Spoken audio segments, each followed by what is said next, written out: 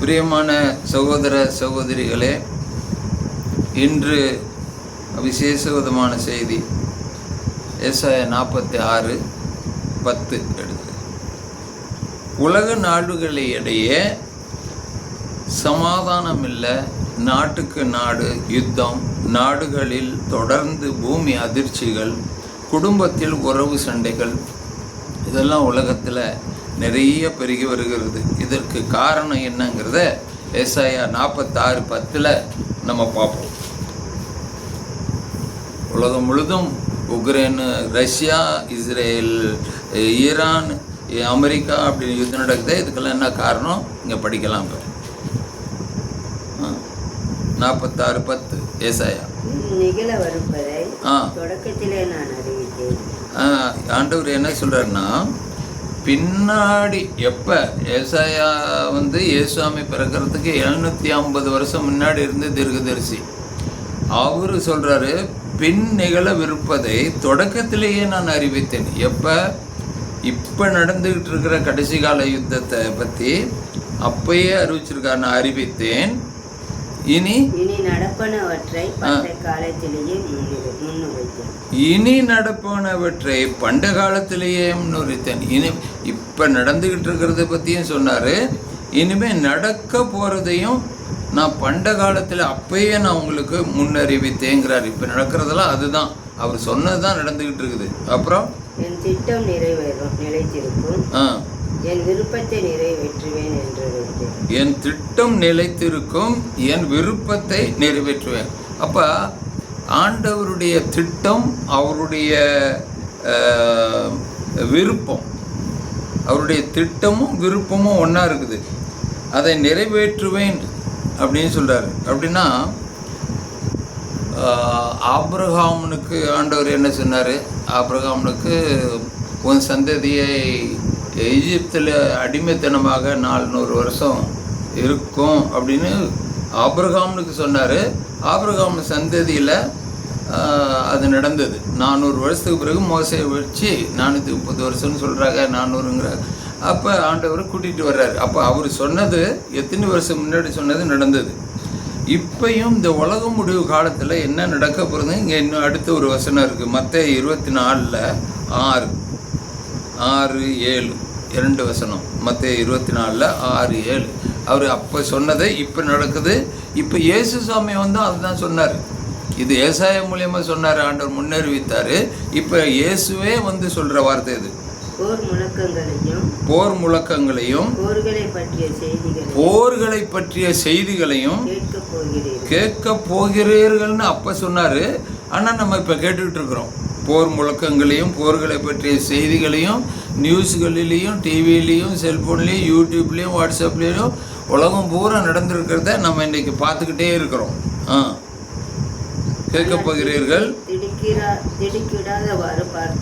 ஆனால் இப்படிலாம் நடக்கிறத பார்த்துட்டு நமக்கும் ஏதோ ஆயிருமோ, அங்கே நடக்கிறது இங்கே நடந்துருமோன்னு திடீர்னு திடுக்கிடாதவாறு பார்த்து கொள்ளுங்க.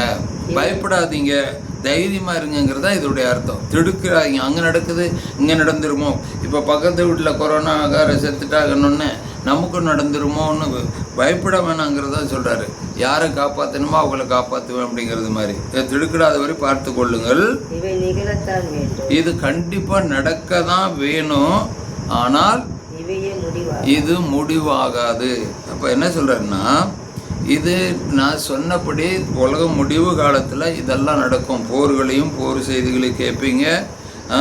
இதுக்கு நீங்கள் திடுக்கிடாதபடி பார்த்து கொள்ளுங்க. இது நடந்து தான் தீரும், ஆனால் இவையே உலக முடிவு இல்லை அப்படிங்கிறது சொல்லிட்டாரு. அப்படின்னா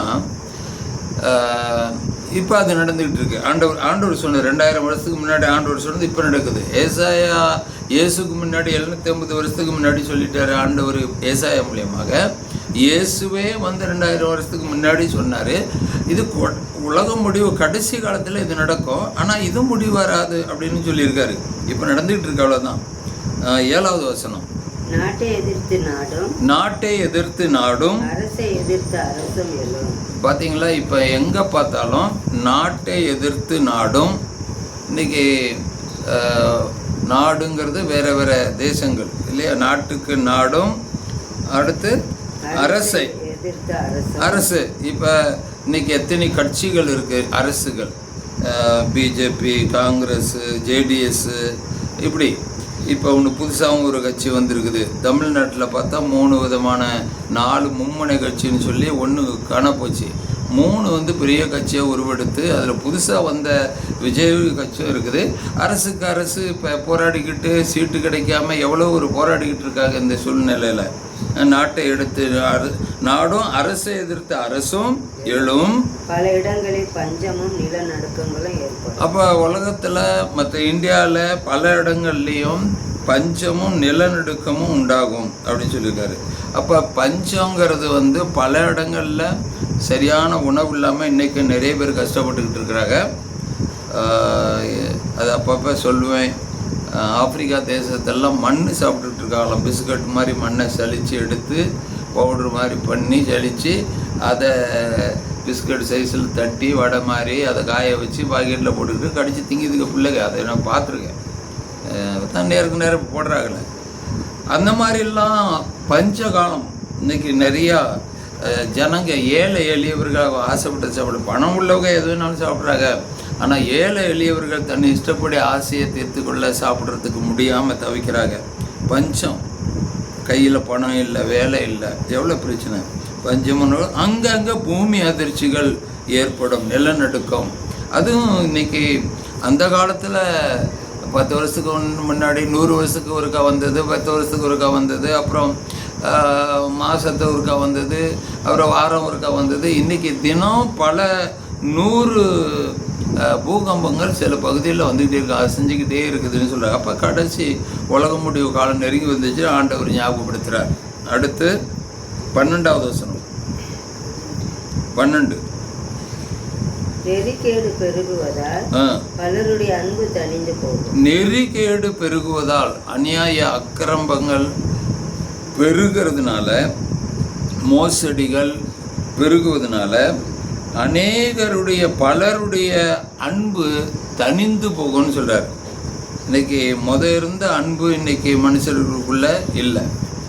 அதான் ஆண்டவரே சொல்கிறார், முதல்ல இருந்த அன்பு என் மேலே உனக்கு இல்லையா அப்படின்னு சொல்லிட்டு கூட வெளிப்பாடுலையும் சொல்லப்பட்டிருக்கு. வெளிப்பாடு 2:5 முதல்ல உனக்கு இருந்த அன்பு என் மேலே இப்போ இல்லைன்னா அங்கேயே சொல்கிறாரு. இப்போ அதே இல்லை, மற்ற 24 பிடிப்போம். 13வது வசனம்.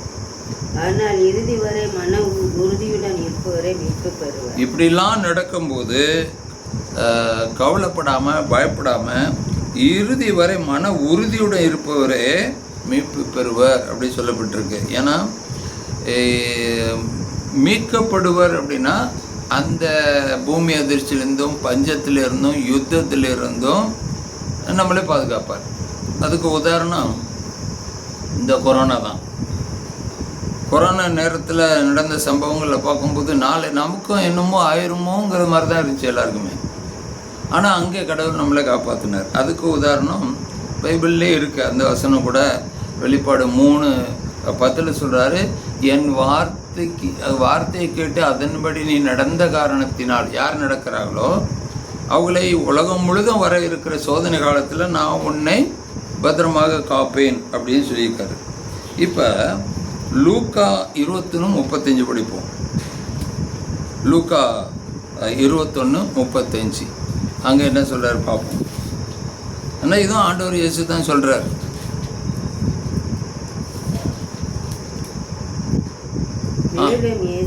மேலும் இயேசு உங்கள் உள்ளங்கள் குடிவெளி 21:35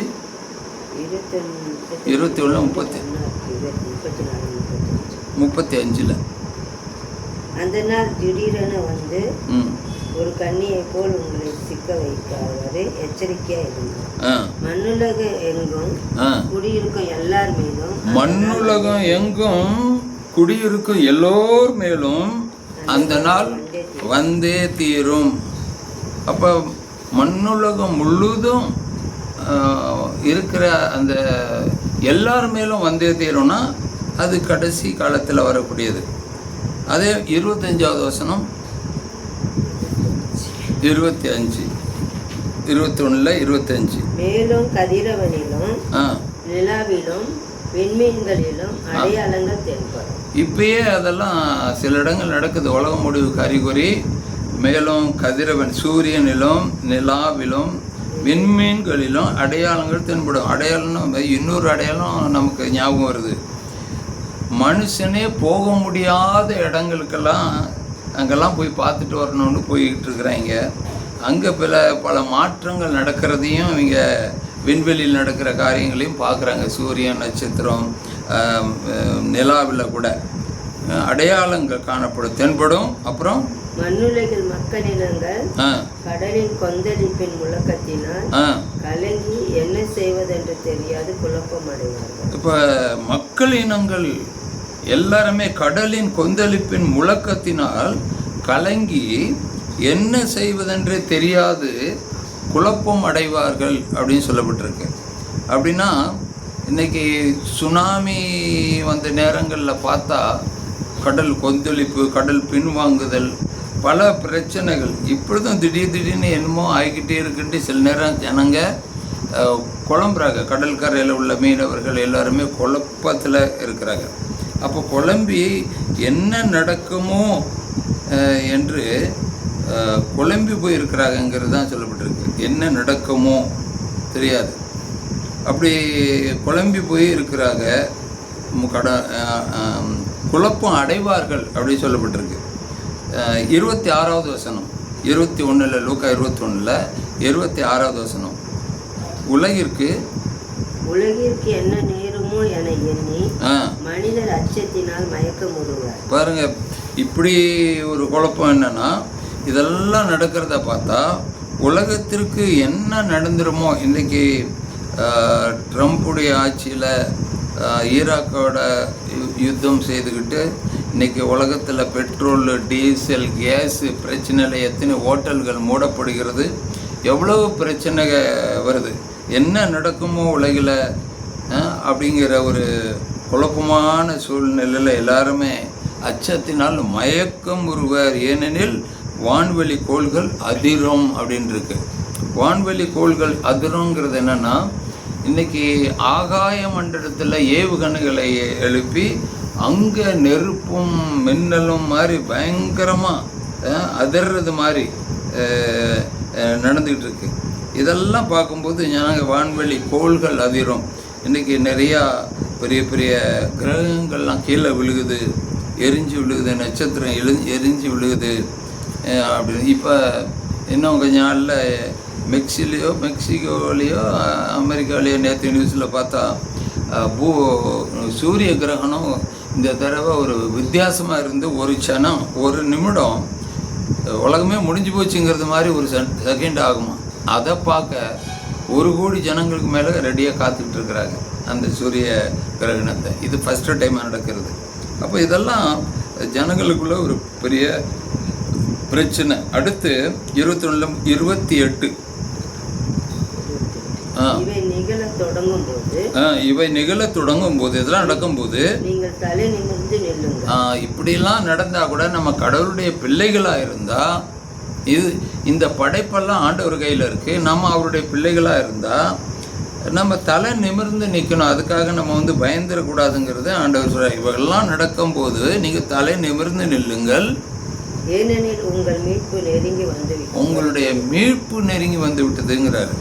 அப்படின்னா ஆண்டவருடைய வருகையில் கூட்டிகிட்டு போகலாம், இல்லை ஏதோ ஒன்று நடக்கும். கடவுளை நம்பி இருக்கிறவங்களுக்கு ஏதோ ஒன்று நடக்குங்கிறது தான் இது. நீங்கள் தலை நிமிர்ந்துருங்க, உங்களுடைய மீட்பு நெருங்கி விட்டது. ரொம்ப நல்ல செய்தி. 31வது வசனம், அதில் 21 31 அங்கே என்ன சொல்லப்பட்டிருக்கு? அவ்வாறே இவை நிகழ்வதை காணும்போது, இதெல்லாம் அப்படி நடந்துகிட்டு இருக்கிறத நம்ம காணும்போது இறையாட்சி நெருங்கி வந்து விட்டது என்பதை நீங்கள் அறிந்து கொள்ளுங்கள். இது கடைசியாக ஆண்டவர் சொல்கிற ஒரு ஆலோசனை என்னன்னா, இது வரைக்கும் நமக்கு சந்தேகமாக இருந்ததை சந்தேகத்தை நிவர்த்தி செய்கிறார். இதெல்லாம் நடக்கும்போது, இதெல்லாம் நீங்கள் பார்க்கும்போது இறை ஆட்சி, கடவுளுடைய ஆட்சி அப்படின்னா 1000 கால ஆட்சி அவர் தானே ஆட்சி புரிவார் உலகத்தில் வந்து ஜெருசலேமில் இருந்து உலகம் முழுவதையும். அந்த இறை ஆட்சி நெருங்கி வந்து விட்டது என்பதை நீங்கள் அறிந்து கொள்ளுங்கள். ஆண்டவர் இதை ஞாபகப்படுத்துகிறார். அடுத்தபடியாக 34வது வசனம். 34 21 34 லூக்கா. மண்ணுலகு எங்கும் குடியிருக்கும் எல்லார் மீதும் அந்த நாள் வந்தே தீரும்.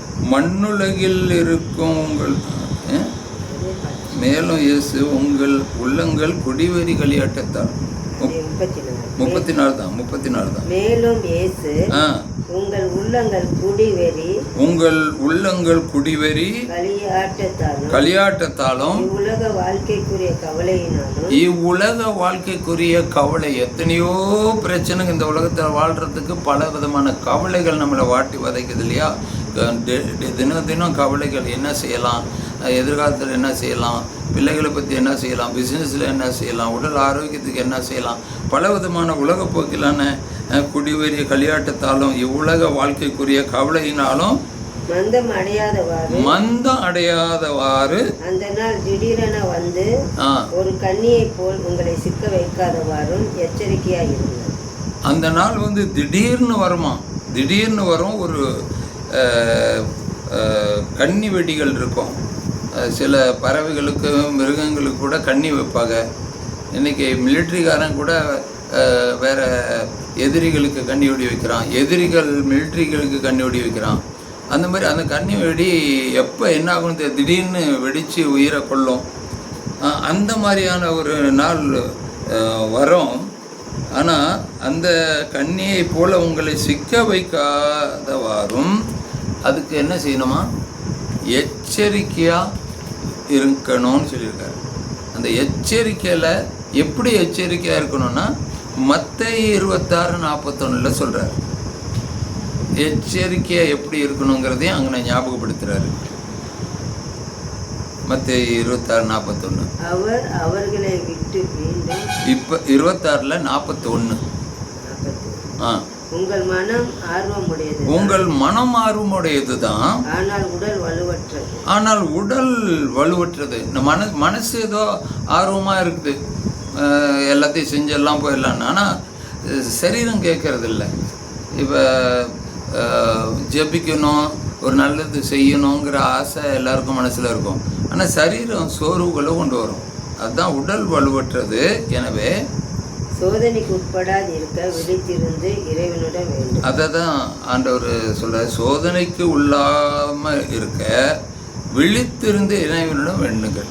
இதுக்கெல்லாம் வந்து அதுதான் ஒரே ஒரு முடிவு. அப்புறம் 40வது வசனம் 40.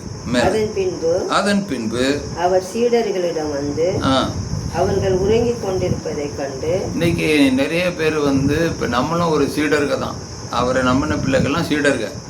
அப்போ இன்றைக்கி நிறைய பேர் தூங்கிட்டு தான் இருக்கிறாங்க, ஜெபிக்கிறது இல்லை, வேலை செய்கிறது இல்லை, சோம்பேறியாக இருக்கிறாங்கிறத ஆண்டவர் எச்சரித்து அவங்க உறங்கி கொண்டிருக்கிறத கண்டு சீடர்களிடம் வந்து, 1 மணி நேரம் கூட என்னோடு விழித்திருக்க உங்களுக்கு வலிவில்லையா? 1 மணி நேரம் கூட, ஒரு 24 மணி நேரத்தில் 1 மணி நேரம் கூட விழித்திருந்து என்னோட கூட இருந்து ஜெபிக்காமல் இருக்க முடியலையா அப்படின்னு கேட்குறாரு.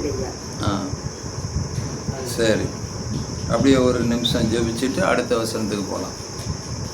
நன்றி ஆண்டவர் இயேசுவே. இந்த உலகம் முடிவு காலத்தில் என்னென்னலாம் நடக்க போகுது, என்னென்ன நடந்துக்கிட்டு இருக்கிறதுங்கிறத எங்களுக்கு தெரியப்படுத்தின கிருபைக்காக நன்றி. இந்த வார்த்தையை கேட்டுக்கொண்டிருக்கிற ஒவ்வொருடைய உள்ளமும் கலங்காதபடிக்கு எச்சரிக்கையாக இருந்து விழித்திருந்து உலகத்திற்காக, உலக தேச அரசர்களுக்காக, அரசியல்வாதிகளுக்காக, எல்லா மனிதர்கள் மீட்புக்காக ஆண்டவரை ஜெபிக்கக்கூடிய மக்களை எழுப்பும்படியாக ஜெபிக்கிறோம். எங்களையும் நாங்கள் ஜெபிக்கிற ஜெபத்தையும் ஆண்டவரே ஒவ்வொரு நாளும் காலை நேரத்தில் எங்கள் ஜெபத்துக்கு நீங்கள் பதில் கொடுப்பதற்காக நன்றி. இன்னும் அநேகரை எழுப்பும்படியாக ஜெபிக்கிறோம். இந்த செய்தியை கொடுத்து எங்களை பலப்படுத்தினாங்க நன்றி. இந்த வார்த்தைகளை கேட்ட ஒவ்வொருவரும் உமக்காக எழுந்தின்று 1 மணி நேரமாவது ஜெபிக்கவும், எச்சரிக்கையாக இருக்கவும், ஆண்டவரே இந்த சோதனை விழாவுக்கு பாதுகாக்க வேண்டும் என்று ஆண்டவரும் பாதத்தில் சமர்ப்பிக்கிறோம். எங்கள் ஜெபத்தை கேட்டதற்காக நன்றி ஆண்டவரே. ஆமென்.